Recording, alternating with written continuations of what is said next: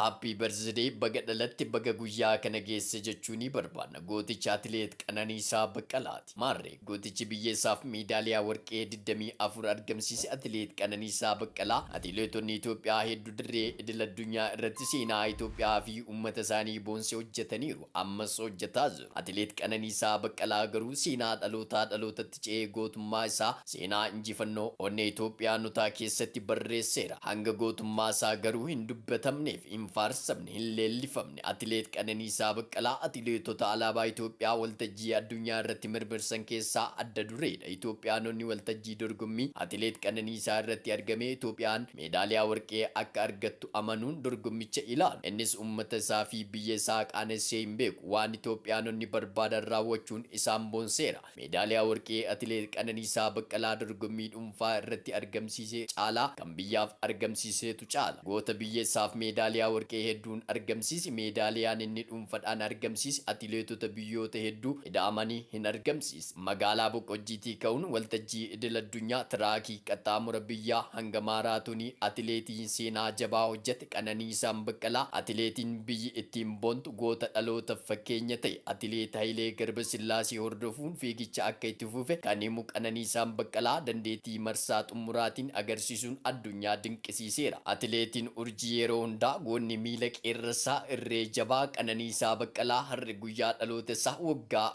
43ffaadha. Baga dhalatte jechuun isa biraan nu ga'a. Tiiktookii keenya immoo fooloo, laayik, riipost, koppii liinkii gochuun nu jajjabeessaa jechuun hawwii keenya yeroo hundumaati. Seenaa kana kan isin biraan gahe ani qaxalee keessaniif tudhaa jalqabarraa kaastanii hamma ammaatti waan nu dhaggeeffattaniif kabaji keessan guddaadha. Horaa bulaa deebanaa.